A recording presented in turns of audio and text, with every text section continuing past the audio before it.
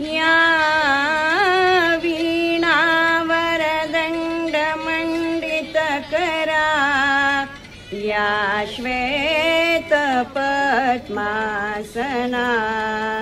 या ब्रह्माच्युतशङ्कर प्रभुतिवीर देवै सदा वन्दिता सा मां पातु सरस्वती भगवती निःशेषजाड्यापहा। श्री स्वामी समर्थ जय जय स्वामी समर्थ।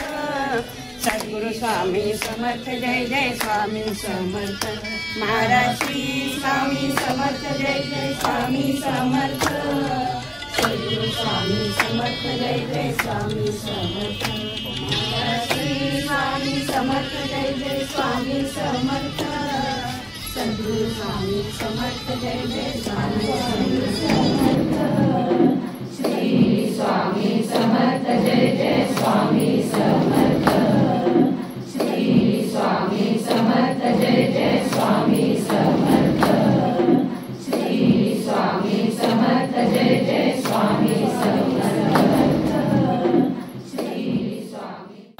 श्री स्वामी समर्थ।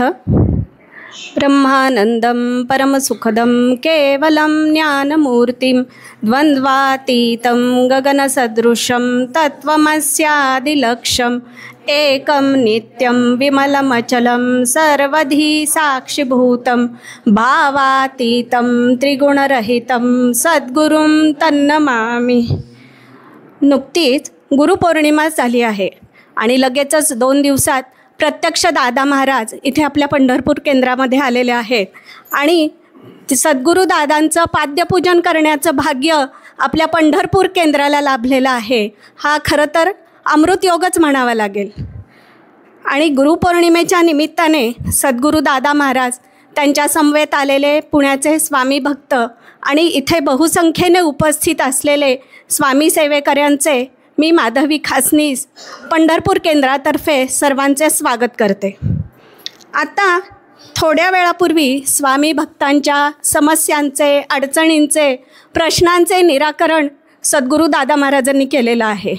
म्हणूनच म्हणावं असं वाटतं, प्रश्नचिन्ह ज्या उद्गार चिन्हाला शरण जातं, प्रश्नचिन्ह ज्या उद्गार चिन्हाला शरण जातं ते उद्गार चिन्ह म्हणजेच गुरु। या गुरूंना, सद्गुरूंना काय लागतं हो?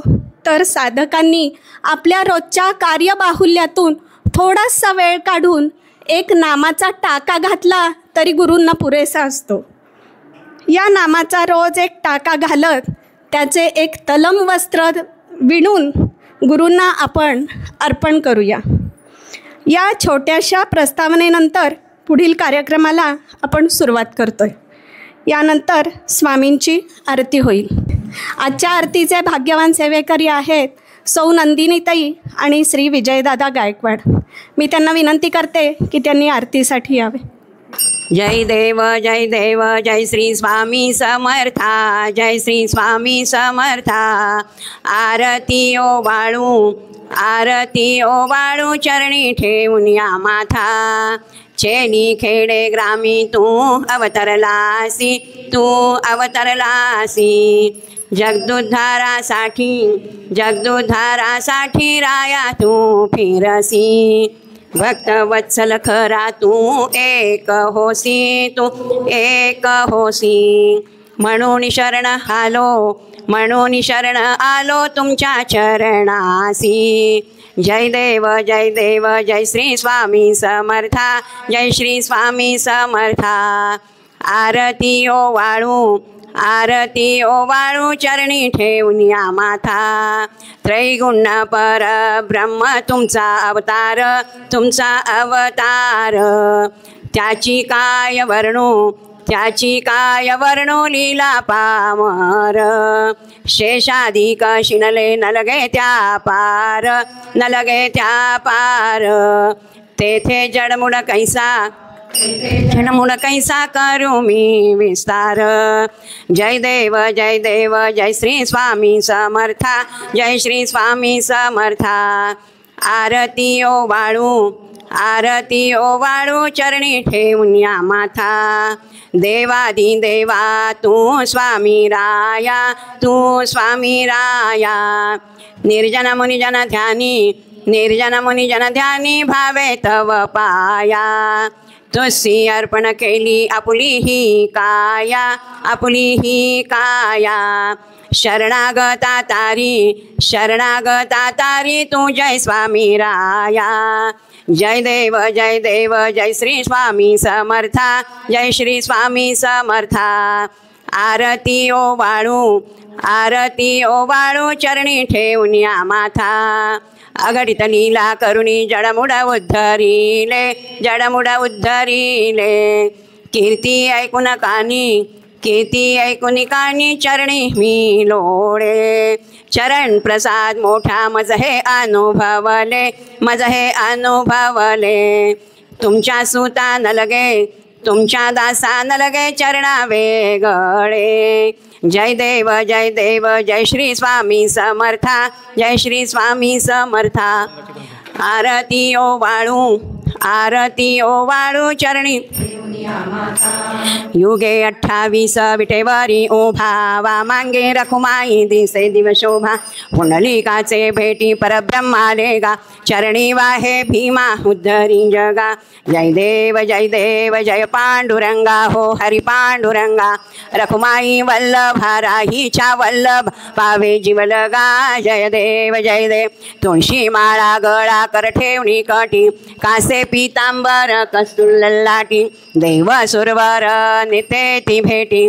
गरुड हनुमंत सन्मुख भेराती. जय देव जय पांडुरंगा हो हरि पांडुरंगा. रखुमाई वल्लभा राहीच्या वल्लभ पावे जीवलगा. जय देव आषाढी कार्तिकी भक्त जन येती.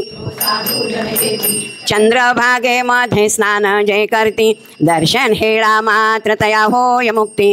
केशवासी नामदेव भावे ओवाळती. जय देव जय पांडुरंगा हो हरि पांडुरंगा. रखुमाई वल्लभा राहीच्या वल्लभ पावे जीवलगा. जय देव अवधूत चिंतन श्री गुरुदेव दत्त श्री स्वामी समर्थ महाराज की जय. सद्गुरु दादा महाराजांचे पाद्यपूजन होईल.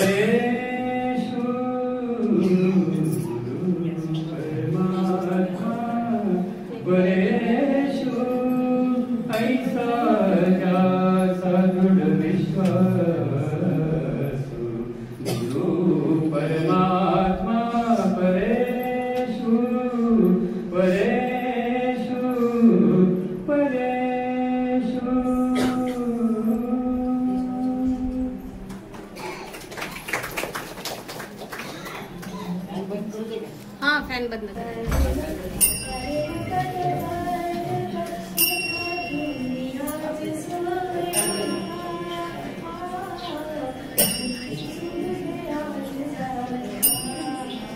श्री स्वामी समर्थ आरती व सेवा मंडळ नारायणपेठ पुणे या शाखेचे अन्नछत्र प्रमुख अनंत जोशी काका यांचा सन्मान विजयदादा करतील.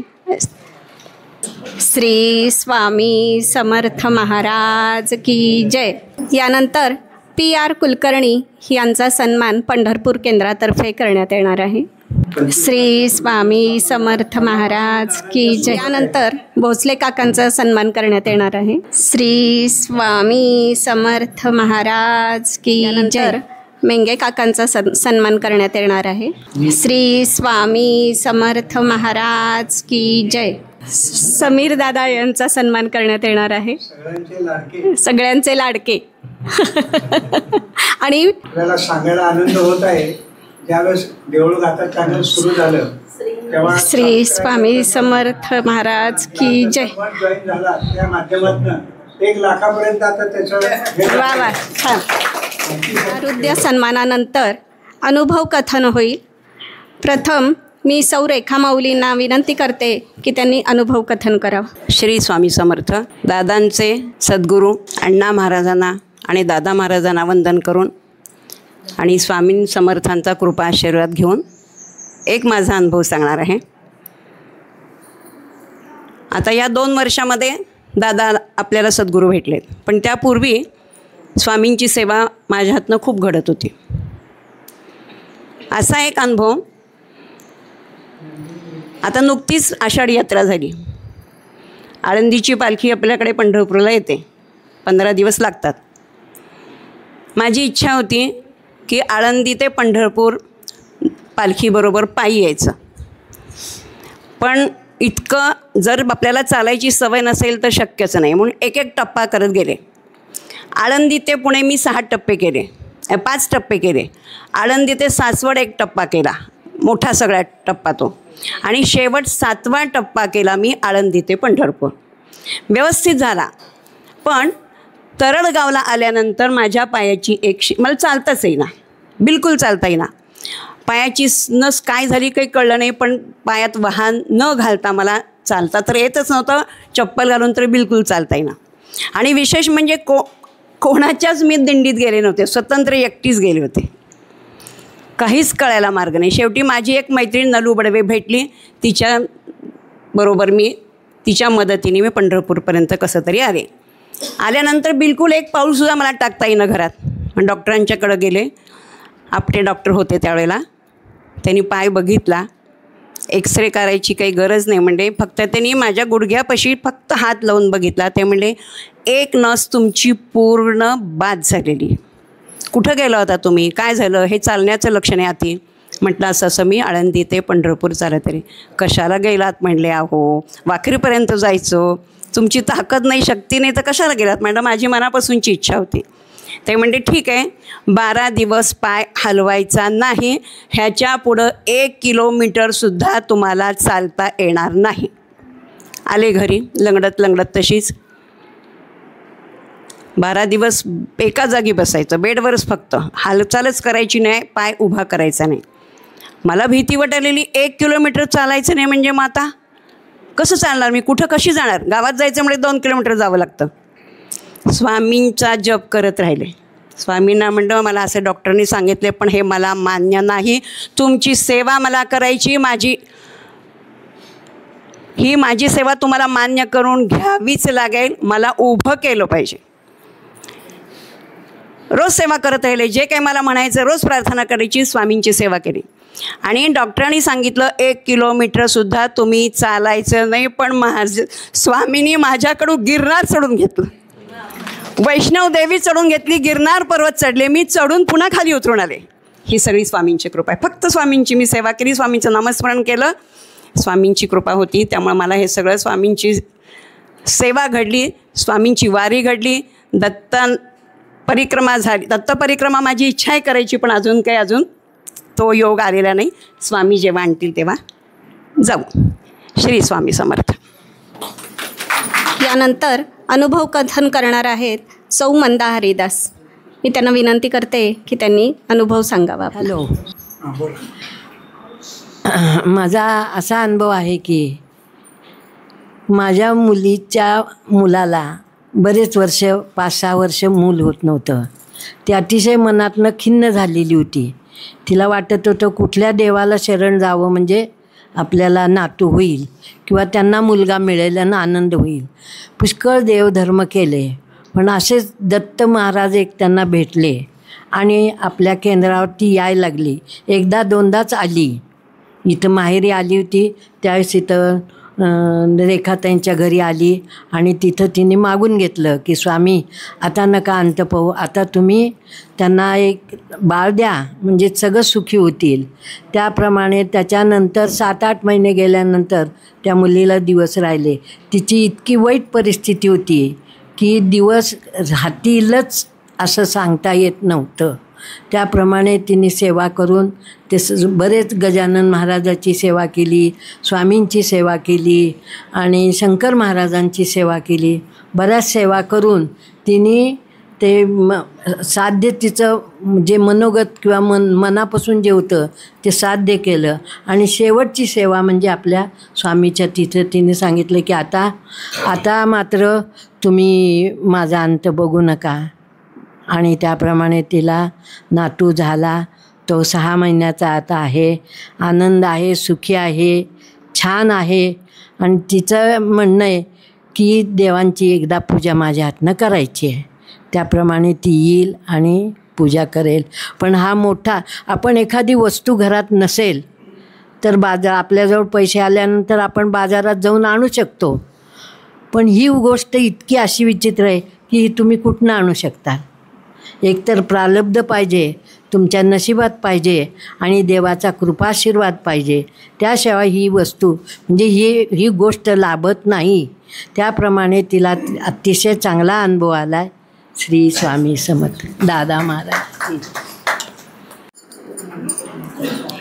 यानंतर मीच अनुभव सांगणार आहे. मी माधवी खासनीस. श्री स्वामी समर्थ. पुढे सर. आत्ताचा एक 8 ते 15 दिवसातला माझा अनुभव आहे श्री स्वामी समर्थांचा. एके दिवशी माझा डावा हात खूप दुखायला लागला. इथून अगदी खांद्यापासून खालपर्यंत दुखत होता, खूप दुखत होता. मला कळेना का दुखतोय ते. आणि ज्या वेळेला हात दुखत होता त्यावेळेलाच 1-2 घटना अशा घडल्या होत्या की 2 जण तरुण व्यक्ती हार्ट अटॅकने गेले होते. त्याच्यामुळे मला भीती वाटायला लागली. मला मरणाची भीती नाही आहे, पण घरामध्ये माझ्या सासूबाई आहेत, लहान मुलगा आहे, त्यांची काळजी होती. म्हणून मला काय वाटलं की आपला हात दुखतोय, काही प्रॉब्लेम तर होणार नाही ना. मग एके दिवशी असं सहज बसलेलं असताना मी फक्त हातावरनं हात फिरवत गेले आणि श्री स्वामी समर्थ, श्री स्वामी समर्थ असं म्हणत गेले. आणि हळूहळू ती जी कळ होती किंवा दुखत होतं ते पूर्ण असं मला इथून खालपर्यंत आलेलं असं जाणवत होतं. आणि 2 दिवसामध्ये पूर्ण हात दुखायचा माझा थांबला. श्री स्वामी समर्थ. हीच माझ्यावरती अशी स्वामींची कृपा राहू दे, एवढंच माझं मागणं आहे स्वामींकडे. श्री स्वामी समर्थ. नंतर प्रणिता शिंदे आपला अनुभव सांगणार आहेत. गुरुर ब्रह्मा गुरुर विष्णू गुरुर्देवो महेश्वरा गुरुर साक्षात परब्रह्म तस्मै श्री गुरुवे नमः. सर्वांना श्री स्वामी समर्थ. आज आपण सगळे स्वामी भक्त गुरुपौर्णिमा साजरी करण्याच्या निमित्ताने जमलो आहे आणि त्याची प्रसन्नता संपूर्ण वातावरणात जाणवते. स्वामींचा नामघोषाने वातावरणात चैतन्य निर्माण झाले आणि आपणा सर्वांचा प्रसन्न चेहरा त्याची प्रचिती देतोय. स्वामींबद्दल बोला, अनुभव कथन करा असं कळल्यावर सुचत तर खूप होतं, पण सगळं शब्दात मांडणं अगदी अशक्यच. अगदी आता मी इथे बसणाऱ्या कोणालाही विचारलं की तुम्हाला काय स्वामींचा अनुभव आला आहे किंवा स्वामींचा महिमा सांगा, तर अनुभव शब्दात व्यक्त आपण सगळे नाही करू शकणार. स्वामींनी हा अनुभव दिला, तो अनुभव दिला, स्वामींनी यात साथ दिली, यात सावरलं, हे सांगताना अगदी शब्द अपुरे पडतील. पण मला वाटतं स्वामी या अपार भक्तीला किंवा अपार शक्तीला ब्रह्मांडाचं पालनपोषण करणाऱ्या महात्म्याला आपण छोट्या अनुभवात मर्यादित ठेवू शकत नाही. कारण स्वामी चमत्कार नसून ती एक अनुभूती आहे आणि ती आपल्या भक्तीने प्रत्येकाने अनुभवावी असं मला वाटतं. कारण अकारणे जो लावे भक्तीसी भुलवी मनाच्या दंभयुक्तीसी जो असे कारण या सृष्टीशी स्वामी माझा. स्वामींबद्दल काय वाटतं तर एकच सांगेन, सेवा करून अनुभवण्याच्या पलीकडे माझ्यातला माझाच एक भाग, करत असलेल्या प्रत्येक कामात स्वामींची साथ, मुखात त्यांचे नाम आणि प्रत्येक माणसामध्ये त्यांना शोधून त्या भावनेने वागत कर्म करणं, हीच शिकवण मी स्वामींकडून घेतली आणि अशीच सेवा करत त्यांच्या नामात राहणे हीच माझी इच्छा. आज गुरुपौर्णिमेच्या निमित्ताने आपले पूजनीय दादा महाराज आपल्या समवेत आहेत, ज्यांच्या कृपा आशीर्वादाने आपण सगळे एकत्र येतो, स्वामी नामाचा गजर करतो, त्यांना अनुभवतो, हे आपले भाग्यच. मागच्या वेळीची चरणपूजा अजूनही माझ्या तशीच स्मरणात आहे. त्यांचे मार्गदर्शन, आशीर्वाद लाभले, त्यातून सुंदर अनुभव, प्रचिती तुम्ही आम्ही सर्वांनीच अनुभवली आणि असाच त्यांचा आशीर्वाद, त्यांचे मार्गदर्शन आपणा सर्वांना कायम मिळत राहो हीच स्वामींचरणी प्रार्थना करते. तुम्हा सर्वांचा आशीर्वादही लाभो आणि आपणा सर्वांवर स्वामींची कृपा अशीच राहो. श्री स्वामी समर्थ. यानंतर जोशी काका बोलणार आहेत. माझं नाव नव्हतं आत्ता यादीत, पण पुण्यामध्ये जे काही दादांच्याकडे भक्त लोक येतात आणि जो काही दादांच्या संदर्भात जो काही फीडबॅक देतात, ते रिसेंटली एक दोघा तिघांनी जे काही अनुभव त्यांना प्रचिती आलेली आहे दादांच्या मार्गदर्शनाची, ती मी आपल्या सगळ्यांना सांगतो. ह्या महिन्यातलेच आहेत 3, तसे भरपूर आहेत पण एक वेळ कमी आहे म्हणून 3च सांगतो. आपल्या पंढरपुरातले जे काही आहेत उत्पात, मला वाटतं हर्षदाला माहिती आहे, आजी आहेत त्यांच्याकडे 1.5 महिना झाला त्यांच्या घरामध्ये, त्यांच्या घरात सोन्याची अंगठी त्यांच्या हातनं गहाळ झाली. घरामध्येच होती पण ते त्यांना कुठे सापडेना. 1.5-2 महिने त्या शोधत होत्या. नंतर त्यांनी त्यांची विशाखा कोण, त्यांची सून त्या आजींची, उत्पात आजींची सून पुण्यात असते, विशाखा हरिदास, उत्पाताची नात आहे, हां नात, विशाखा हरिदास, विशाखा तुळशी हरिदास पिंपळे सौदागरला असते. ती आपल्या पुण्यातल्या मठात येत असते. तिने माझ्या कानावर हा विषय घातला की माझ्या सासूबाईच्या हातनं अंगठी सापडत नाही आहे, गहाळ झाली आहे वगैरे वगैरे, मला दादांशी बोलायचं आहे, मी दादांना जोडून द्या. मग मी दादांना जोडून दिलं फोन. दादांना तिने तो सांगितला विषय असं झालं आहे. दादांनी मग तिला जे त्या संदर्भात करायचं होतं ते सांगितलं, अशा पद्धतीने तू हे कर वगैरे. आता बघा याच्यात कसे 1.5-2 महिने त्या घरात शोधत होत्या तरी ती मिळत नव्हती. पण दादांनी सांगितल्यानंतर दादा तिला असंही म्हणले सांगताना, अंगठी मिळेल काळजी करू नको, आणि ती पांढऱ्या ह्याच्यामध्येच वस्तूच्या ह्याच्यातच ती पडलेली असेल असं दादांनी तिला सांगितलं होतं. आणि दादांच्याकडे आल्यानंतर 2ऱ्या का 3ऱ्याच दिवशी आजींचा फोन आला पुण्यात की अंगठी मिळाली म्हणून दादांच्या सूचनेप्रमाणे. आणि ती पांढऱ्या ह्याच्यात म्हणले होते दादा सापडेल. पांढरं म्हणजे काय, ॲल्युमिनियमच्या, त्यांच्या घरातल्या ॲल्युमिनियमच्या पात्रामध्ये ती अंगठी पडली होती. म्हणजे गुरु जे सांगतात त्याप्रमाणे जर आपण नीट हे केलं तर त्याचं हे त्यांचा तो अनुभव होता. आता आपल्याकडे मंदिराचा प्रचार प्रसार फार लांब विस्तार होत चाललेला आहे. विशेषतः कोकणामध्ये दापोली माहीत असेल गाव आपल्याला, दापोलीवरनं आता भरपूर भक्त जोडले गेलेले आहेत पुण्यातल्या मठाशी. काणे आणि कर्मकर 2 महिला आहेत त्यांच्या माध्यमातून तिथे प्रचार प्रसार आपल्या मठाचा खूप होतो. आधी प्रथम त्या आपल्या मंडळाशी अप्रोच झाल्या.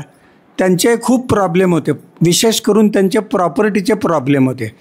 आता आपल्याकडे कसं आहे, नुसतं मानसिक स्वास्थ्य, समाधान हे तर विषय असतातच, मूल होणं वगैरे असं, पण त्या व्यतिरिक्त इतर विषयसुद्धा असतात की जे दादा त्याच्या संदर्भात मार्गदर्शन करतात. त्यांचे वर्षोनवर्ष प्रॉपर्टीचे प्रॉब्लेम होते, मार्गी लागत नव्हते. जसं आपल्या दादांच्या संपर्कात आल्या, दादांनी मार्गदर्शन केल्यानंतर त्यांचा माझ्याकडे आता मोबाईलमध्ये व्हॉट्सअपमध्ये आहे, तुम्ही दाखवीन मी तुम्हाला.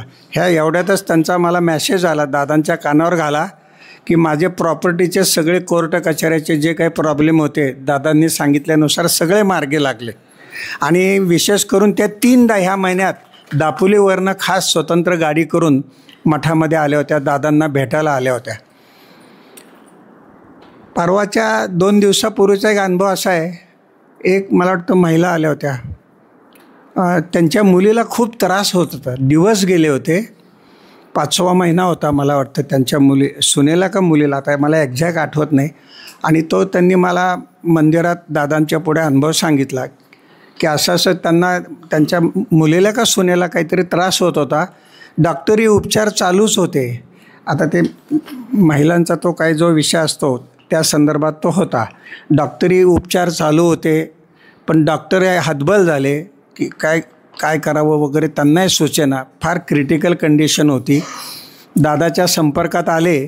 दादांनी त्यांना सांगितलं काय काळजी करू. हा दिवसाचा विषय होता त्यांचा. जेव्हा ॲप्रोच झाले तेव्हा दादा म्हणले काय काळजी, ब्लडिंग वगैरे होत होतं.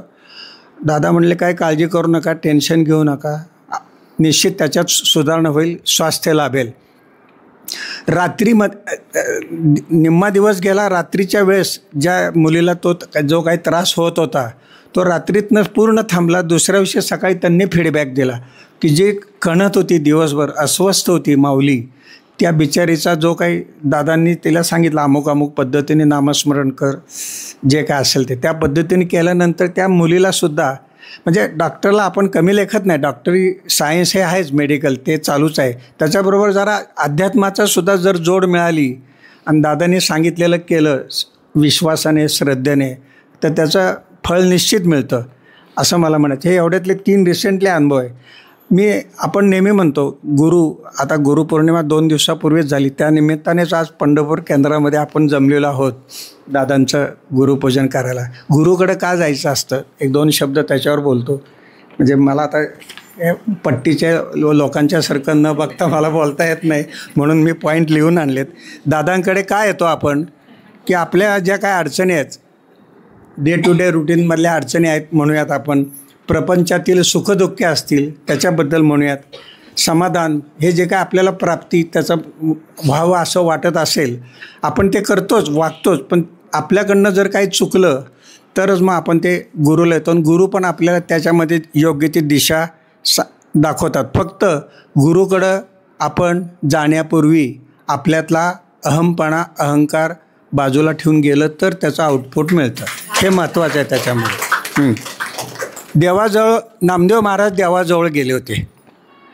नामदेवांचा सुद्धा अभिमान गेला नाही असं मी वाचनात आलं आहे. शेवटी नामदेवांना सुद्धा भगवंताने सांगितलं गुरु कर, म्हणजे गुरुचं महत्त्व किती आहे बघा. गुरु कर, मगच तुला जे काय तुझं असेल त्याच्यातलं तुझं समाजापुढे येईल. म्हणून आपण नेहमी म्हणतो गुरु आज्ञेबाहेर जाऊ नये, गुरुला भगवंत प्राप्तीचे साधन मानावे असं म्हणतात. म्हणजे आता गुरुपौर्णिमा गुरु ह्या संदर्भात मी म्हणतो आहे. आता बघा परवाच अजून एक मी कानावर आलं, कर्नाटकातनं काही माणसं महाराष्ट्रात आली होती, त्यांना मराठी अजिबात येत नव्हतं. मी दादांशी हा विषय बोललो होतो पुण्यामध्ये असताना. कानडी पूर्ण, मराठी अजिबात त्यांना येत नव्हतं. आता महाराष्ट्रात आले, मराठी येत नाही, मग कसं काय करायचं. मग त्यांनी काय केलं, दुभाषा नेमला. दुभाषा म्हणजे काय, कानडी बोलता यावं आणि मराठी समजावं. मग आता हे दुभाषामुळे त्यांचं जे काही पुढचा जो काही विषय होता महाराष्ट्रातला हिंडण्याचा वगैरे आपण म्हणूयात, त्या दुभाषाच्या माध्यमातनं जी त्यांची कामं होती ती मार्गी लागली. ती जबाबदारी दुभाषाने घेतली.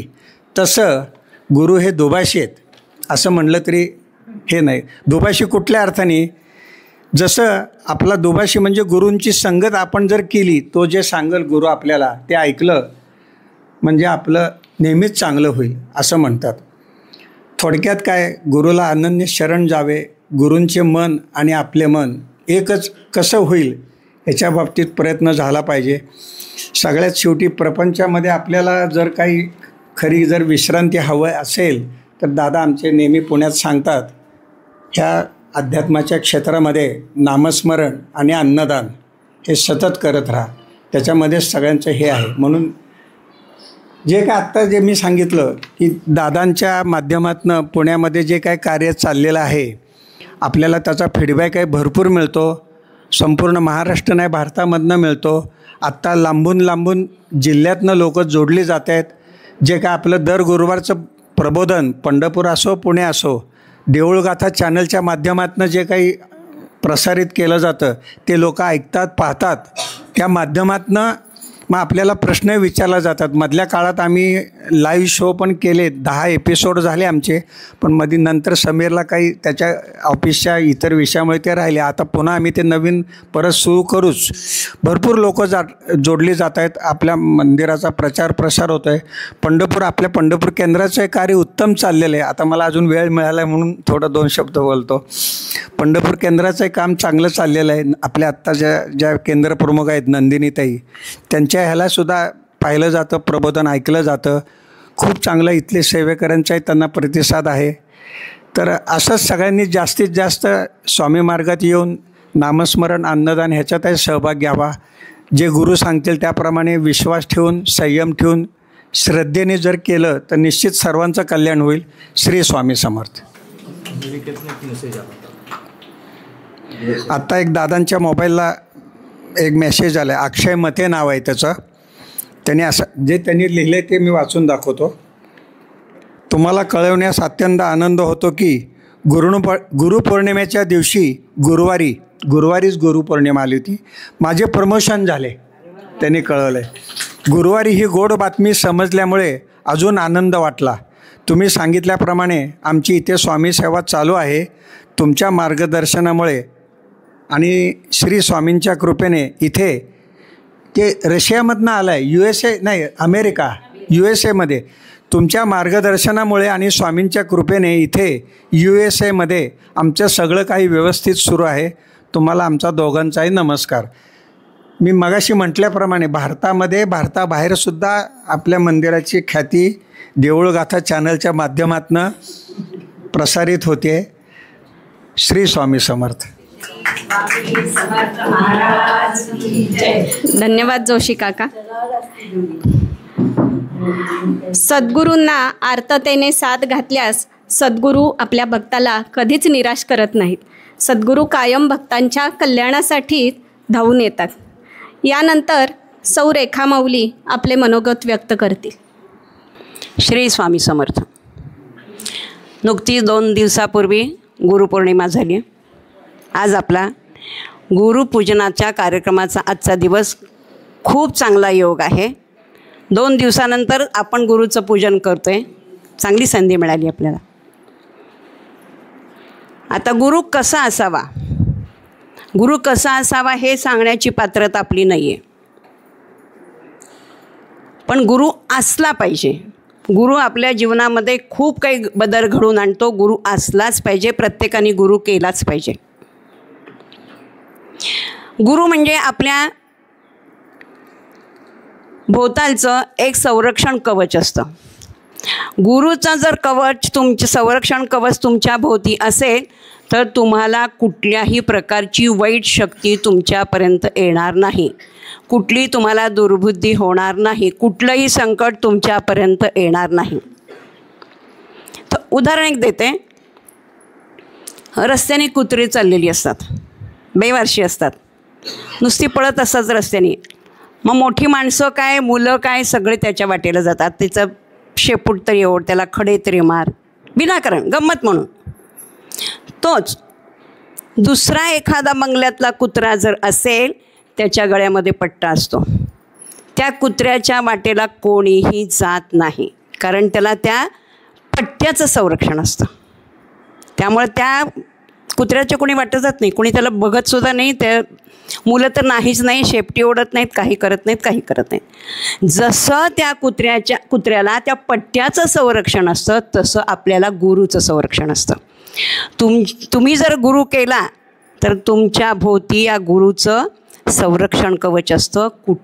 तुम्हाला कुठलाही त्रास होत नाही. सगळं गुरु आपल्यावर घेतात आणि तुम्हाला त्यातनं मुक्त करतात. आता गुरु कसा असावा हे थोडक्यात सांगते. शतशः नतमस्तक व्हावं असं ज्यांचं व्यक्तिमत्व आहे ते आपले गुरु दादासाहेब. सर्वांनी त्यांना वंदन करा, हात वर करा. जर जमलं तर आहे तिथं डोकं टेकून नतमस्तक व्हा. श्री स्वामी समर्थ महाराज की जय. सद्गुरू अण्णा महाराज की जय. सद्गुरू दादा महाराज की जय. दादा, तुम्हाला आमच्या सर्वांतर्फे मनापासून कोटी कोटी प्रणाम. श्री स्वामी समर्थ. धन्यवाद रेखा माऊली. आता सौ नंदिनीताई आपले मनोगत व्यक्त करतील. श्री स्वामी समर्थ. आरती व सेवा मंडळ पुणे या मठाचे मठाधिपती आणि आपल्या सगळ्यांचे सद्गुरू दादांना वंदन करते. स्वामी समर्थांचे कृपाशीर्वाद घेते. ताई माऊली आणि रेखा माऊली यांना वंदन करते आणि मी मनोगत व्यक्त करते. मला वाटतं एक 3 ते 4 गुरुवार झाले असतील. त्या गुरुवारी जोशी काका आले होते इथं पंढरपूर शाखेला. त्यांची भेट झाली, सदिच्छा भेट झाली. आणि जाता जाता काय म्हणाले की आमच्याकडून एक कार्यक्रम मिस झालेला आहे. वर्धापन दिनाचा कार्यक्रम पंढरपूर शाखेचा ठरलेला होता, पण आमच्या घरगुती अडचणीमुळं तो कार्यक्रम झाला नाही. आणि त्यामुळं मग दादांना पंढरपूर शाखेला सदिच्छा भेट द्यायची आहे. दादा येतो म्हणतायत. मग आमच्यात तर आमची घरगुती अडचण जी आहे, आमच्या सासूबाई आजारी आहेत, बेडवरती आहेत, हे सगळ्यांनाच माहिती आहे. ही अडचण आहेच. पण तरी पण म्हटलं ठीक आहे, श्रावण महिन्यात सदिच्छा भेट देतो म्हणालेले होते. मी म्हटलं श्रावण महिन्यात कशाला, गुरुपौर्णिमेचा योग आहे, छान योग आहे. आणि काकांना फक्त मी म्हटलेलं होतं, काका गुरुपौर्णिमा 10 तारखेला होते, 13 तारीख आमची फायनल ठेवा, मी फायनल झाले की तुम्हाला सांगते. पण आमचे फोन झालेले होते, काका आमची 13 तारीख फायनल. आणि दादांना सांगा की ती तारीख दादा दुसरे कोणचे केंद्राचे घेत असतील तर घेऊ नका. आमचं थोडंसं म्हणजे घरातलं वातावरण, सासूबाईंची तब्येत बघूनच आम्हाला ती तारीख फायनल करायची होती. आणि सासूबाईंची तब्येतसुद्धा मागच्या 2 महिन्याखाली जी बिघडलेली होती, दवाखाना झाला, सगळं झालं, पण त्यांनी 1-2 महिने तरी पूर्णपणे अन्न वर्ज्य केलेलं होतं. दवाखान्यात डॉक्टरांनी औषध दिलं, त्यांनी टॉनिक गोळ्या दिल्या, हे दिलं, तरी पण पूर्णपणे अन्न त्यांनी वर्ज्य केलेलं होतं. अगदी 4 चमचे, म्हणजे 4 चमचे सकाळी, 4 चमचे लाईटला उघडली भेटून, आणि संध्याकाळी 4 चमचे भात, एवढंसच खात होत्या. एखाद दिवशी नाही खाल्लं म्हणजे खायचं नाही, दूध चहा असं काहीसुद्धा घेत नव्हत्या, पाणीसुद्धा घ्यायला त्या तयार होत नव्हत्या. आणि मग न राहून एक दिवशी मी दादांना म्हटलं, दादा असं असं आहे, आणि पूर्ण अन्नपाणी त्यांनी वर्ज्य केलेले, काहीच खात नाही. दादाने जे उपाय सांगितले ते उपाय मी लगेचच करायला सुरुवात केली. आणि त्या दिवशीपासून आजपर्यंत दादा त्या इतकं पोटभर जेवत आहेत. अर्धी पोळी, चतकोरवर भाकरी, भात, सकाळचं उपीट नाश्ता, म्हणजे मागून खात आहेत. आणि म्हणून मग म्हटलं की आपण गुरुपौर्णिमा हा योग साधूया. राहिला आपल्याकडून वर्धापन दिनाचा कार्यक्रम राहिला, ठीक आहे, पण गुरुपौर्णिमेचा एक, आणि दादानीही त्याला येण्याची संमती दर्शवली, त्याबद्दल सद्गुरू दादा तुमच्या ऋणामध्ये राहायला आम्हाला नक्कीच आवडेल. दादा एक प्रापंचिक संसारी आहेत आणि 38 वर्ष, जवळजवळ 38 वर्ष चितळे बंधूंच्या तिथं दादांनी सेवा केलेली. दादांच्यामधलं कष्ट, प्रामाणिकपणा, विश्वास, या ह्याच्यावरती चितळे बंधूंचा पूर्ण कारभार दादांनी सांभाळलेला आहे. पूर्ण कारभार त्यांचा, म्हणजे कुठलेही ते चितळे बंधूंच्या ह्याच्यात डेक्कनला जे हे आहे त्यांचं ऑफिस आहे, त्या ऑफिसमधलं पूर्ण कारभार दादा सांभाळत होते. आणि सद्गुरू अण्णांच्या सहवासात माझ्या माहितीनुसार एक 5-7 वर्ष झालं आलेले आहेत दादा. आणि सद्गुरू अण्णा म्हणजे मुंबईला अंबरनाथ या ठिकाणी त्यांचा आश्रम होता, म्हणजे त्यांचा मठ आहे. आणि त्यांनी असेच भक्त जे बसलेले होते त्याच्यामध्ये त्यांनी दादांच्याकडे बोट करून सांगितलं, आणि तुम्ही असं असं पुण्याला स्वामींचं कार्य सुरू करा. आणि ते कार्य दादांनी सुरू केलं. आणि ते कार्य तेव्हापासून आजपर्यंत अव्याहतपणे चालू आहे. वेगवेगळ्या शाखा, पंढरपूर, जमखंडी, राणेचीवाडी, खेडशिवापूर या ठिकाणी या स्वामी समर्थ मठाच्या वेगवेगळ्या शाखा चालू आहेत. आणि फक्त चालू आहेत असं नाही, आपल्यासारखे सगळेच सेवेकरी निस्सीम भक्त त्या ठिकाणी स्वामींची सेवा करत आहेत. आणि ही स्वामींची सेवा, त्यांचं कार्य जे चालू आहे ते कार्य महाराष्ट्रातच नाही तर महाराष्ट्राच्या बाहेर जगामध्ये या देऊळगाथा चॅनलच्या माध्यमातून सगळीकडं माहीत होत आहे, सगळ्यांना माहिती होत आहे. आणि हे खरोखरच आहे. काय असतं, आपण करतो पण त्याला प्रसिद्धी नसेल, लोकांच्यापर्यंत आपण पोचलो नाही, तर त्या कार्यात केलं आपल्या समाधानासाठी आहे, पण लोकांना माहिती व्हायला पाहिजे. आहेत दादांचे आशीर्वाद सगळ्यांना आहेतच, पण त्याला पण कोणाला तरी म्हणजे का बरं तुम्हालाच झालं, बाकीच्या पण आहे ना, ते काहीतरी थोडाफार तुमचाही तेवढा शेर असणार आहे, तेवढा गुरूंचा आशीर्वाद तुम्हालाही तेवढा मिळायला हवा, मिळायचे ते काही तुमची जी अपेक्षा म्हणण्यापेक्षा स्वामींची इच्छा आहे ती ते हे झालं. तर एवढंच नाही तर दादा पुण्याच्या याच्यामध्ये प्रबोधनाचं त्यांचं हे चालूच आहे, प्रबोधन करतात. त्या प्रबोधनातून आपण फोन करतो, जोशी काकांच्या माध्यमातून फोन करतो दादांना, फोनवरती आपल्या शंका अडचणी विचारतो, वेगवेगळ्या शाखेमध्ये जाऊन वेगवेगळ्या केंद्रांना भेटी देऊन दादा आपल्या साधकांच्या सगळ्या काही समस्या असतील, काही प्रश्न असतील, त्या प्रश्नांचं निराकरण करतातच.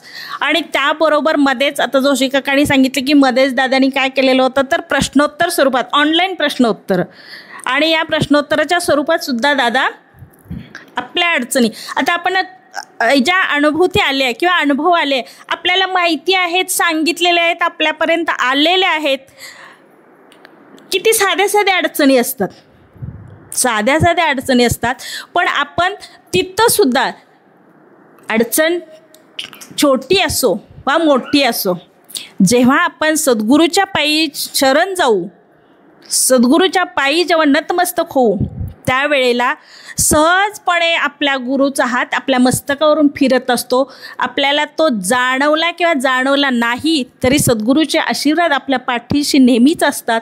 आणि त्यामुळं आपल्या अडचणी, आपल्या शंका आपण चालत असतो, पण ते चालत असताना ठेचकाळतो, पडतो, उठतो, जातो.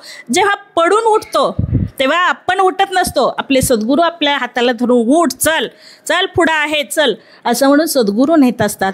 आणि यासाठी दादांची असेच आमच्या सगळ्या स्वामी भक्तांच्या पाठीशी दादाचे सदिच्छा शाबासकीची थाप आणि आशीर्वाद पण आम्हाला दादांचे असावेत. आणि दादांचा स्वामी सेवेचा, स्वामी भक्त वाढवण्याचा हा जो वटवृक्ष आहे असाच बहरू दे, असाच पसरू दे. आणि त्या वटवृक्षाच्या छायेमध्ये आमच्यासारख्या साधकांना विसावा घेण्याची संधी मिळू दे, हीच आज गुरुपौर्णिमेच्या निमित्ताने सद्गुरूच्या चरणी इच्छा व्यक्त करते आणि माझे 2 शब्द संपवते. श्री स्वामी समर्थ. धन्यवाद नंदिनीताई. आता आपण ज्या क्षणाची आतुरतेने वाट पाहत आहोत तो क्षण म्हणजे सद्गुरू दादांचे प्रबोधन. सद्गुरू दादा महाराज आपल्या अमृतवाणीतून आता आपल्याला प्रबोधन करणार आहेत. त्यांनी ते करावं अशी मी दादा महाराजांना विनंती करते. श्री स्वामी समर्थ. सामुदायिक जप आपण घेऊ. इच्छित दाता सकल कार्य सिद्ध करता, सकल दुःख हरता, श्री स्वामी समर्थ. नमो नमः स्वाहा. इच्छित दाता सकल कार्य सिद्ध करता, सकल दुःख हरता, श्री स्वामी समर्थ. नमो नमः स्वाहा. इच्छित दाता सकल कार्य सिद्ध करता, सकल दुःख हरता, श्री स्वामी समर्थ. नमो नमः स्वाहा. इच्छित दाता सकल कार्य सिद्ध करता, सकल दुःख हरता, श्री स्वामी समर्थ. नमो नमः स्वाहा. इच्छित दाता सकल कार्य सिद्ध करता, सकल दुःख हरता, श्री स्वामी समर्थ. नमो नमः स्वाहा. इच्छित दाता सकल कार्य सिद्ध करता, सकल दुःख हरता, श्री स्वामी समर्थ. नमो नमः स्वाहा. इच्छित दाता सकल कार्य सिद्ध करता, सकल दुःख हरता, श्री स्वामी समर्थ. नमो नमः स्वाहा. श्री स्वामी समर्थ.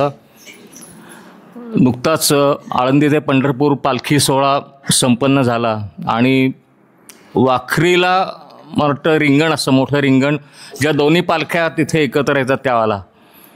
तर आपल्यापैकी कोणी गेलं होतं का वाखरीला? गेलं तर वाखरीला गेला तर तुम्ही? बरं, वाखरीचं रिंगण तुम्ही बघितलं, पण मग तिथे बघितलं काय? बरं, तुम्ही रिंगण दिसलं तुम्हाला का नाही? बरं, ते रिंगण आज इथं बघा. कारण जेव्हा आपली आरती सुरू होती तर महाराजांनी अक्षरशः इथं रिंगण दाखवलं ज्या विठ्ठलाच्या भोवती. म्हणून आपण विठ्ठलाची आरती घ्यायला सांगितली की विठोबाची पण आरती घ्या. ही अनुभूती आरती सुरू असताना अक्षरशः येत होती. म्हणजे अक्षरशः ते घोडेस्वार घोडा पळतोय आणि सगळे ते वारकरी पळतायत हे इथं संपूर्ण दाखवत होते महाराज. आणि मग स्वामींची आरती झाल्याबरोबर इथं लगेच विठोबाची आरती घ्या म्हणून तो तिकडनं जेव्हा आदेश आला तेव्हा ती आरती घेतली आपण ती. त्यामुळे जेव्हा दर्शन घ्याल इथे तुम्ही डोकं टेकवा. आता तुम्ही जर वाखरीला जाऊन आलाय तुम्हाला ते चित्र इथे दिसतं की नाही तुम्ही सांगा नंतर. ते आपले हे कशामुळे होतं? आपण सगळे इथं सामुदायिकरित्या सेवा करतो म्हणून. आणि ह्या आपल्या केंद्रामध्ये आम्ही सगळे व्हिडिओज बघत असतो तर असं की खूप भक्तिभावाने सगळे इथे येत असतात. रेखाताई झालं का नंदिनीताई ज्या काही तिथे कल्पना मांडतात नवीन नवीन कल्पना त्याला आपण सगळे त्याला पाठिंबा देता आणि तो उत्सव किंवा तो जो उपक्रम असतो तो खूप छानरित्या एकदम संपन्न करता. तर एकदा जोरदार टाळ्या सगळ्या आपल्याच सेवेकरांच्या करता. खरोखरीच छान वाटतं. नवीन नवीन कल्पना बघायला मिळतात आम्हाला की परवा एकादशीला विष्णू सहस्त्रनाम म्हणू की अमुक आता श्रावण महिना आहे मग सोमवारी अमुक अमुक करू. जेणेकरून काही का होईना 20-25 महिला 5-10 पुरुष सगळे इथे एकत्र येतात ते सेवा करतात. ही ऊर्जा वाढते आणि ऊर्जा वाढल्यामुळं असे आपल्याला इथे दृष्टांत होतात ते. आणि गुरुपौर्णिमा परवाच गुरुपौर्णिमा झाली.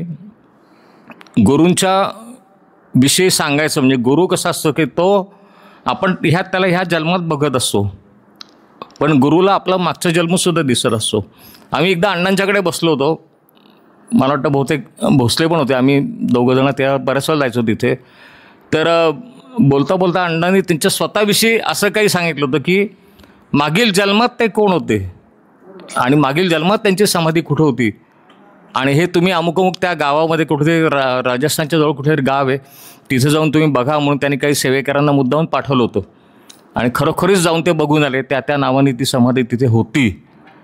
म्हणजे ही ते गुरुची जी आपण शक्ती म्हणजे तो त्याचा स्वतःचा जन्म जर का बघू शकत असेल तर आपल्या जन्मात काय केलं असेल हे तो नक्कीच बघू शकत असेल. ते त्याच्यावर एक छोटीशी गोष्ट सांगतो आता फक्त. पूर्वीच्या काळी कसं होतं अध्ययन जे चालायचं ते मोठमोठे आश्रम असायचे. ऋषीमुनीचे सगळे आश्रम असायचे ते. तर एक वेदधर्म नावाचे ऋषी असतात त्यांच्या आश्रमामध्ये असे बरेचसे विद्यार्थी शिकायला आलेले असतात तिथे. आता ह्या गुरुकुलातनं कसं असतं समजा एक 6 महिन्यांनी वर्षांनी आत्ता कसं काय तिमाही काय म्हणतात परीक्षा टेस्ट युनिट टेस्ट का काय आता इथेच शिक्षिकाच इथेच म्हटल्यानंतर तर त्या टेस्ट काय पूर्वी अशा नव्हत्या ना. पूर्वी ज्या गुरु ठरवतील की आता ह्या अमुक अमुक 15 दिवसांनी आपण परीक्षा घेणार आहोत 6 महिन्यांनी असेल वर्षांनी असेल त्याप्रमाणे परीक्षा घ्यायचं ठरवतात की आपल्या ह्या सगळ्या शिष्यांमध्ये उत्तम शिष्य कोण असेल. गुरूंना पण पाहिजे असतं ना कोणतरी एक असा निघावा की जो माझा वारसा पुढे चालवेल. जसं आत्ता गायकवाड वहिनींनी सांगितलं की अण्णांनी जसं माझ्याकडे बोट करून दाखवलं होतं. अण्णांच्या बरोबर 32-33 वर्षाले आम्ही होतो. 93 सालापासून आम्ही होतो आणि जेव्हा त्यांनी पहिल्यांदा निवड केली होती ती अगदी पहिल्या 2-3 भेटीमध्येच त्यांनी केली होती ती. तर आम्ही भाग्यवान म्हटलं पाहिजे की अण्णांचा आम्हाला एवढा सहवास लाभला 30-32 वर्ष. तर तसं ते जे गुरुजी असतात ते सांगतात की हे सगळे शिष्यांना एकत्र बोलवतात. परीक्षा आहे असं कधी ते सांगत नाहीत. फक्त सांगतात की आजपासून 1 महिन्यानंतर मला असं दिसतंय की मी जे काय पापं केली मागच्या जन्मातली त्या पापांमुळं माझ्या अंगावरती खूप मोठमोठे फोड यायला लागणार आहेत.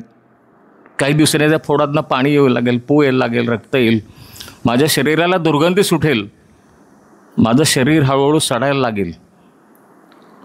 जो कोणी माझ्या बरोबर राहणार असेल त्यांनी राहावं.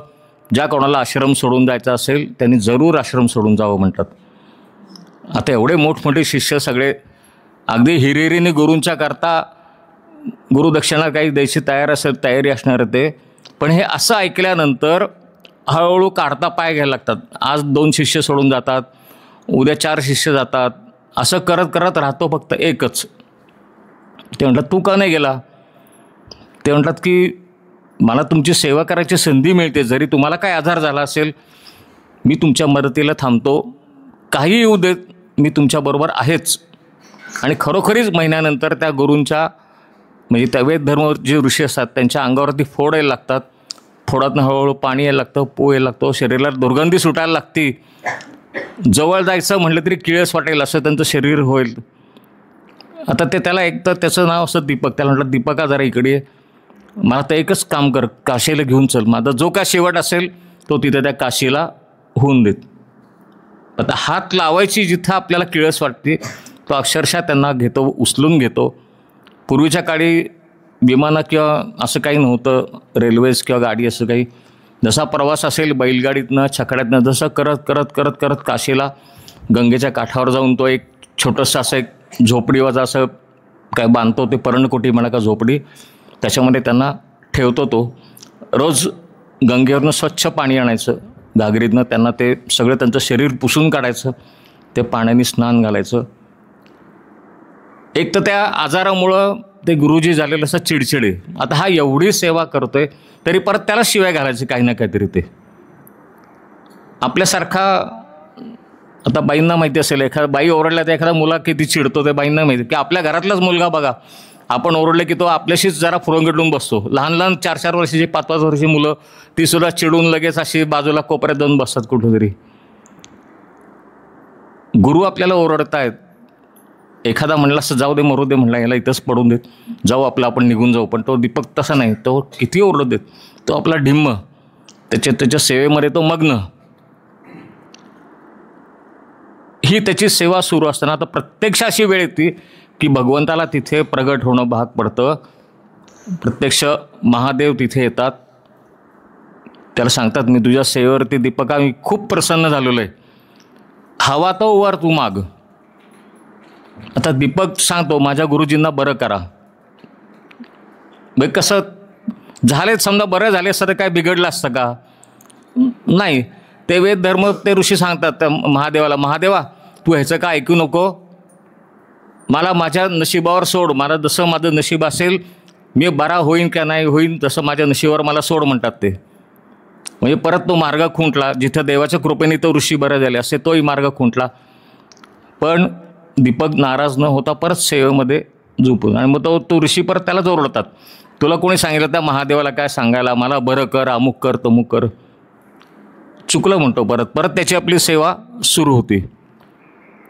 काही दिवसांनी महादेव विष्णूंना सांगतात की अरे पृथ्वीवरती मी आज असा एक मानव बघितला की जो मी स्वतः तिथे गेलो, मी काही वर देऊ इच्छिलं तरी त्यांनी तो वर घेतला नाही.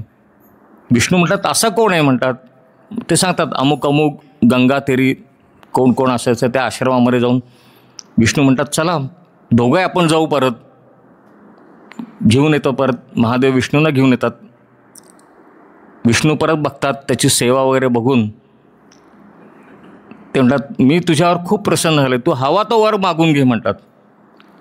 मग अशाला दीपक वर मागतो की जोपर्यंत माझ्या जीवात जीव आहे तोपर्यंतही गुरुसेवा घडू देत. म्हणजे गुरु बरे होऊ देत नाही होऊ देत, पण माझ्या जोपर्यंत जीवात जीव आहे तोपर्यंत गुरुसेवा घडू देत. आणि हे उत्तर ऐकल्यानंतर विष्णू त्या गुरूंच्याकडं मंद स्मित करत त्यांच्याकडं बघत असतात. आणि ते गुरुजी उठून उभे राहतात तेव्हा त्यांचं संपूर्ण शरीर पहिल्यासारखंच अस्तं झालेलं त्याच्यामध्ये. आणि मग ते त्या दीपकाला सांगतात की हे तुझ्या मागच्या जन्मीचं पातक होतं, ते मला घालवायचं होतं की जेणेकरून गुरुसेवेने हे पातक जाईल. मला काही झालेलं नव्हतं, तुझ्या मागच्या जन्मीचं पातक गुरुसेवेने धुतलं जाईल म्हणून माझ्या हे सगळं मला करायला लागलं. पण एकच त्याच्यात घडलं की तुझी गुरुसेवा इतकी भक्तिमय निघाली, त्याच्यामध्ये इतकी शक्ती होती की प्रत्यक्ष महादेव आणि विष्णू इथं आले आणि मला त्याचं दर्शन घडलं. म्हणजे गुरूंनी सुद्धा त्या शिष्याचं शेवटी आभार मानायची वेळ आली होती ती.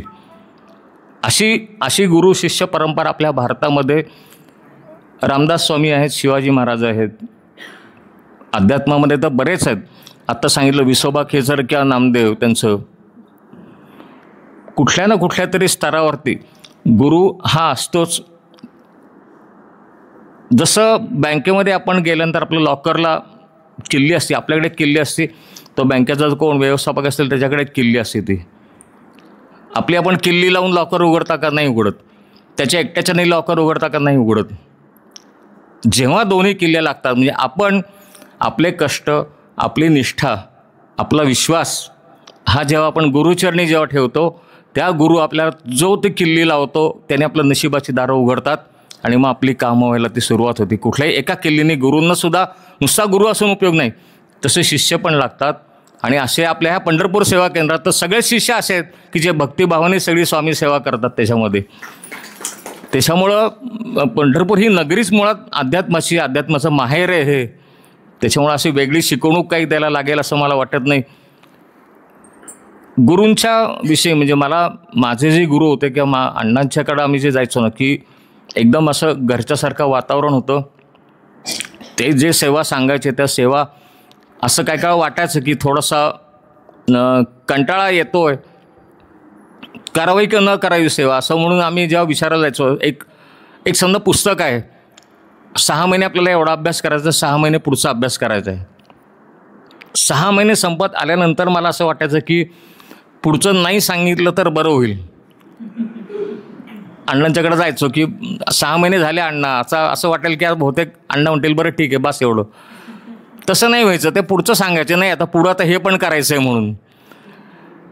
मग थोडंसं असं कंटाळवाणं पण करत गेलो ते करत गेलो ते सांगतील तसं. मग त्याच्यानंतर जेव्हा सांगायला मग आनंद व्हायचा की हां अण्णा अमुक अमुक झालं, फोनवरून तसं सांगायचो आम्ही, मग तो आनंद व्हायचा. सुरुवातीलाच कंटाळायचा की हे कसं करू आता, आत्ताचं झालं एवढं. बरं त्याच्यामध्ये कसं होतं, काही वेळेला एक बुक तर म्हणजे सकाळी एक वेळेला जेवण करायचं, रात्री नाही करायचं, असं पण काही सेवा होत्या त्या पण करून झाल्या. असं सगळं करत त्याच्यामध्ये असं केल्यानंतरचा जो सांगायला आनंद व्हायचा ना, मग तो वेगळा मिळायचा आनंद. तो जेव्हा आम्ही अंबरनाथहून निघायचो त्यावेळेला ते आम्हाला सांगायचे तुम्ही कुठून जाणार, तुम्ही कसे जाणार, कुठल्या मार्गाने जाणार. मग कधी कधी सांगायचे ह्या मार्गाने जाऊ नका, अमुक मार्गाने जा. तो मार्ग बदलून जायचा तिथे. म्हणजे असं अमुक एक गोष्ट त्यांनी सांगितली आणि ती केली नाही असं नाही, आणि त्यांनी नका करू असं सांगितलं नाही आम्ही केली असंही नाही. ते नको तर नको, हो तर हो. मुंबई महानगरपालिकेत ते होते, म्हणजे त्यांचा तर कष्टाचा प्रवास आपण ऐकला ना तर आपण थक्क व्हाल. शनिवारी त्यांना दुपारी सुट्टी असायची आणि रविवारी पूर्ण दिवस. मग शनिवारी ते काय करायचे, तिथून पनवेलला यायचे, पनवेलून जी गाडी मिळेल, ट्रक मिळेल, त्याच्यातून आत्ता जे त्यांनी मठ स्थापन केलेत, जो जोशी साहेबांनी जो उल्लेख केला, राणेची वाडी म्हणून किंवा इंदापूर त्या बाजूला अनेक मठ त्यांनी स्थापन केलेत. ते असं करत की शनिवारी दुपारी तिकडं जायचं, रविवारी दिवसभर थांबायचं, परत रविवारी संध्याकाळी निघायचं, अंबरनाथला यायचं की सोमवारपासून परत त्यांच्या नोकरीला ते हजर असं. मधल्या वेळात गाडीमध्ये समजा आपण प्रवास करतोय पण आपल्या वेळ आपण गप्पा टप्पांमध्ये घालवतो, पण ते नेहमी कुठली तरी पोथी घेऊन जायची वाचायला. तुळजापूरला गेल्यानंतर त्या रांगेमध्ये उभं राहिलं तर दुर्गा सप्तशती मराठीमध्ये एक 13 अध्यायाची पोथी, ती 13 अध्यायाची पोथी ते नेहमी तिथे घेऊन जायच्या बरोबर, कारण त्यांना माहिती होतं रांगेत आपल्याला तास 2 तास तरी जाणार आहेत.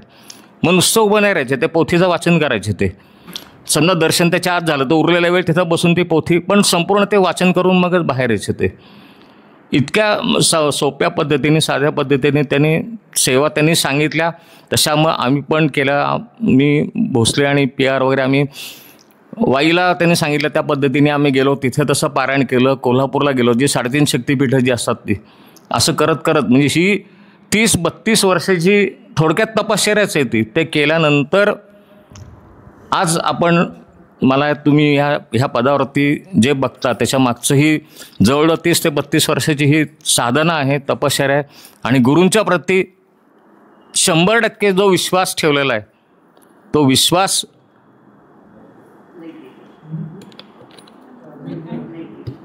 विश्वासच आज आपल्याला कारणीभूत ठरतो की गुरुसेवक ते गुरुपद ह्या पदापर्यंत जायला. आणि मला असं वाटतं की प्रत्येक जर का स्वामी सेवक जो असेल ना त्यांनी इतक्या तळमळीने जर का केलं तर नक्कीच आपल्याला हा प्रवास खूप सोपा वाटतो. आपल्याला फक्त नाम घ्यायचं आहे. कलियुगामध्ये काय स्वामींनी फक्त नाम घ्यायला सांगितलं, कुठलंही मोठं अवडंबर न माजवता. बरेच जण संकल्प करताना काहीतरी असा मोठा संकल्प करतात, अमुक 1 लाख जप करू. सुरुवातीला 2-4 दिवसात करतात भरा, मग कंटाळा येतो. मग काय होतं, मग नुसतं माळ ओढणं सुरू होतं, लक्ष नाही, फक्त भरा माळ ओढायची.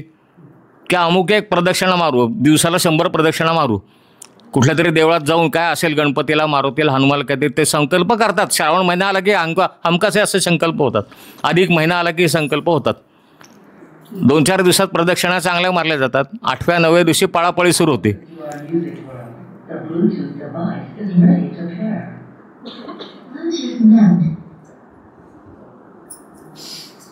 8व्या-9व्या दिवशी प्रदक्षिणेची पळापळी सुरू होती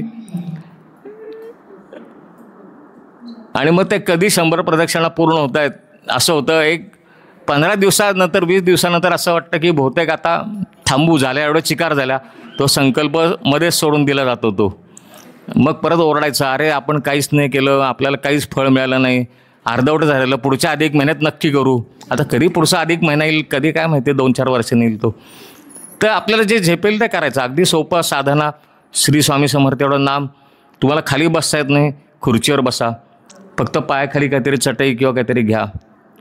माळ नाही घेता येत, नका घेऊ. 108 शेंगदाणे सरळ मोजून घ्यायचे एका वाटीमध्ये, शेंगदाणे तुम्हाला दुसऱ्या वाटीमध्ये टाकायचे, तसं करता येईल.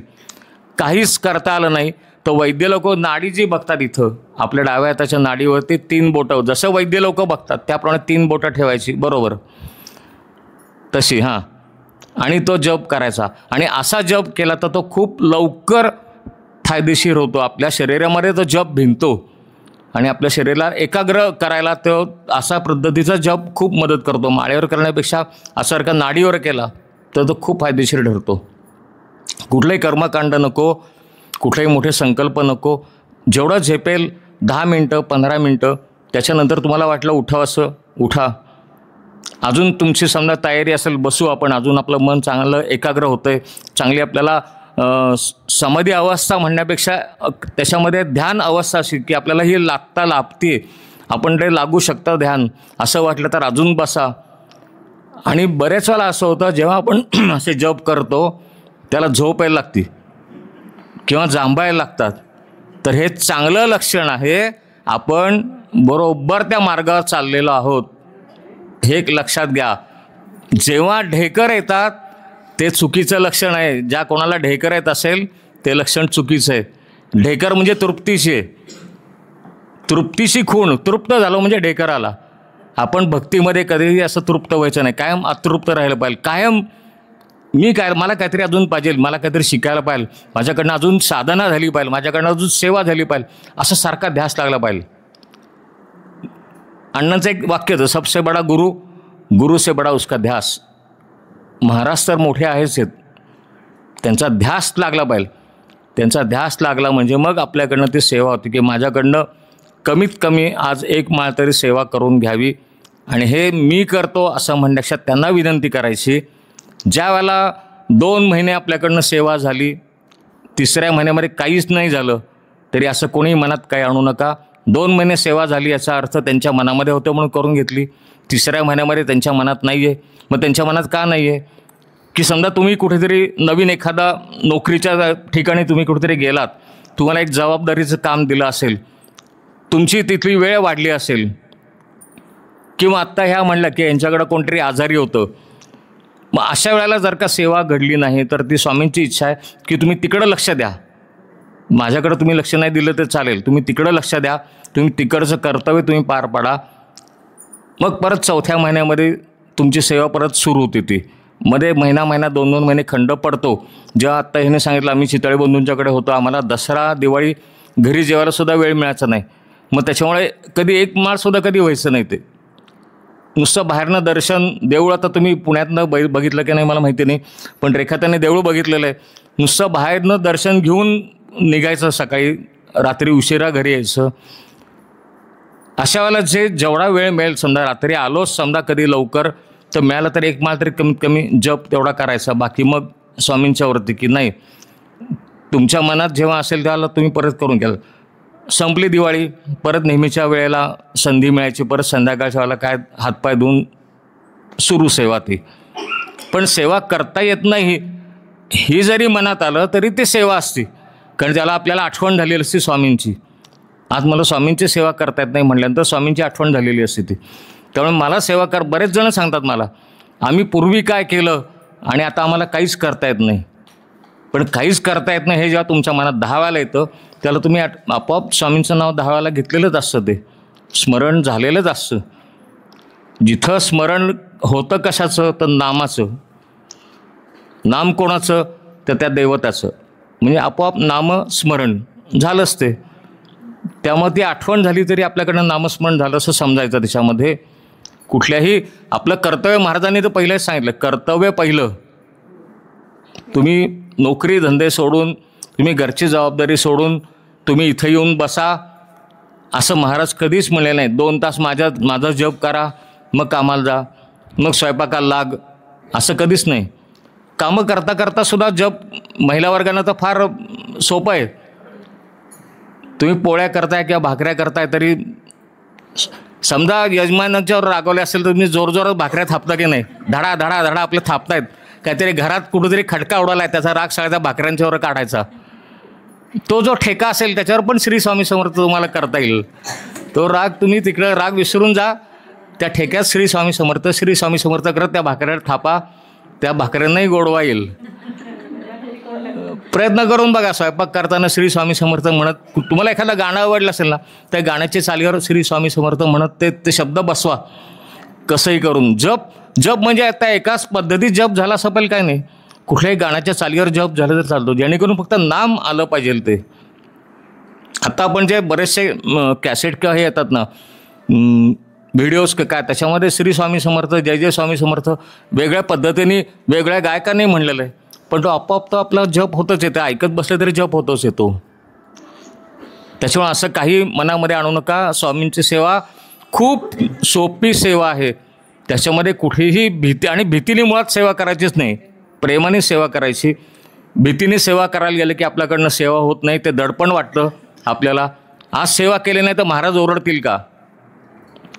की आत्ता परवा पण माझ्याकडे एक जण आलं, ते मी साईबाबांचं खूप करायचे. मला वाटतं समीरलाच तो प्रश्न आला होता जेव्हा मी ऑनलाईन आपला जो कार्यक्रम करत असताना, की मी पूर्वी साईबाबांची खूप सेवा करत होते आणि मला तर स्वामींच्याकडे यायचं आहे, तर साईबाबा माझ्या रागवतील का? तर जेव्हा स्वामींच्याकडे यायचं असेल तर ते स्वामींना सांगायचं की आता मी तुमच्याकडे मला यायचं आहे, माझ्या अगोदरचे कोण गुरु असतील, माझ्या अगोदरचे कोण दैवत असेल ते तुम्ही बघा, पण आता तरी तुम्हीच आहात. हे एकदा त्यांना सांगितलं की मग महाराजच बघतील. आणि हे जे सगळी लोक होती, साईबाबा झालं, जंगली महाराज झालं, गजानन महाराज, बिडकर महाराज, सगळे हे स्वामींचे शिष्य होते. स्वामी हे ब्रह्मांड नायक होते, सगळ्या हा गुरूंचे सद्गुरू होते ते. मागच्या गुरुपौर्णिमेच्या दिवशी आपण फक्त एवढंच करायचं की जेवढं नाम आपल्याला घेता येईल त्या नामामध्ये आपण पूर्णपणे तेवढा वेळ द्यायचा, श्रद्धेने द्यायचा. जेव्हा गुरु सांगतात, आत्ता परवाच्याच प्रवचनात मी सांगितलं की आम्ही एकदा सगळे बसताना मुलींचा विवाह होत नाही याबद्दल मला अण्णांनी एक मंत्र सांगितला, हा मंत्र तुम्ही सांगा म्हणले. आणि मग माझ्या मनात अशी शंका आली की अरे इथं 25 लोक बसलेली आहेत आणि हा मंत्र मी माझ्याबरोबर तर ह्यांनी पण ऐकला आहे, मग उद्या हे पण जाऊन सांगतील मुलीचा विवाह होत नाही का, मग अमुक मंत्र आहे. पण अण्णाचं ते पण लक्षात आलं. अण्णांनी सांगितलं की हे सगळे जरी इथं बसलेले असले तरी जेव्हा तुमच्या तोंडातनं तो मंत्र जाईल त्याला ते वजन प्राप्त होईल आणि कामं होतील ती. असा कोणीही तो मंत्र सांगितला तरी त्याचं काम होणार नाही. म्हणजे सद्गुरूचा जेव्हा आपल्या मस्तकी हात असतो तेव्हा ही कामं होतात. जेव्हा मी सांगतो एखाद्याला की तुम्ही तारक मंत्र 6 वेळेला म्हणा, तर मला बरेच जण म्हणतात आम्ही 12 वेळेला म्हणतो. पण तुम्ही 12 वेळेला म्हणता हे अगोदरची गोष्ट झाली. जेव्हा तुम्ही माझ्याकडं आलात, जेव्हा माझ्या तोंडून जेव्हा काही वदत असेल तर ती गोष्ट तुम्ही तशीच केली पाहिजे. तुम्ही 12 वेळेला करता तो करा. मी त्यांना सांगतो की ठीक आहे तुम्ही 12 वेळेला करा, पण मी जे सांगितलं 6 वेळेला हा तुम्ही फार तर त्याची वेळ तुम्ही वेगळी ठरवा. तुमच्या त्या वेगळ्या वेळेला हा 6 वेळेला तुमचा तो करायचा तुम्हाला. असं त्याच्याकरता जी सद्गुरू वाणी किंवा सद्गुरू वचन जे म्हणतात ना त्याच्यावर विश्वास पूर्ण ठेवला पाहिजे. आपण जे काय करतो ते सगळं विसरून जायचं. त्यांनी सांगितलं आहे ना मग ते आपण केलंच पाहिजे, ही मनामध्ये भावना ठेवायची. दुसरं काहीही नाही. आपल्याला कुठल्याही अडचणींमध्ये संपर्क साधायचा असेल तर जोशी काका सदैव तत्पर असतात. रेखाताई आहेत, गायकवाड वहिनी आहेत. असं काही असेल ज्याला अगदी खूप वाटलं तर तुम्ही यांच्याशी संपर्क साधा. त्या जोशी काकांच्याकडे सांगतील की असं कधी वाटलं समजा अडीअडचणीची खूप वेळ आली तरी जोशी काकांना एकदम तुम्ही फोन केला तरी चालेल. आमचे रोजचे आम्ही साधारण सकाळी 11 ते 1 वाजेपर्यंत आणि संध्याकाळी 7 ते 9 वाजेपर्यंत आम्ही दोघंही तिथे असतो मंदिरामध्ये. आणि असतो म्हणजे असतोच. आणि जेव्हा आम्ही बाहेरगावी असतो तर तिथे आम्ही लोकांना सांगितलेलं असतं की आज आम्ही बाहेरगावी आहोत, त्यामुळं तिथं नाही असं न सांगता आम्ही नाही असं कधीच नाही. आणि आता राहिला प्रश्न, मला मगाशी रेखाताईने सांगितलं होतं की काही दक्षिणा किंवा गुरुदक्षिणा हे तुम्ही स्वीकारा म्हणून. तर मला सांगायचं असं की बरेच जण पैसे त्याला तिथे देऊ करतात आणि गुरुवारी अण्णांनी कधीच 1 रुपयासुद्धा कधी घेतला नाही. जो काय त्यांनी स्वतः 30-35 वर्ष त्यांनी पण अशीच सेवा केली होती. आणि आज मी जेव्हा तिथे मंदिरात मी बसलेला असतो तिथे त्या मंदिर जसं आपण मानलं की प्रत्येक मंदिरामध्ये जसं पंढरपूरच्या मंदिरात विठोबाचं आधिपत्य आहे की अक्कलकोटला महाराजांचे किंवा शेगावला गजानन महाराजांचे, म्हणजे प्रत्येक मंदिरामध्ये तिथलं जे दैवत असतं त्या दैवताचं आधिपत्य असतं. पुण्यामध्ये जे आपल्या मंदिरात स्वामींचं आधिपत्य तिथे आहे, मी स्वामींच्या जागेत मी बसलेलो आहे. स्वामींचीच नोकरी मी करत आहे. जे काय बदवून घेतात ते स्वामीच बदवून घेत आहेत.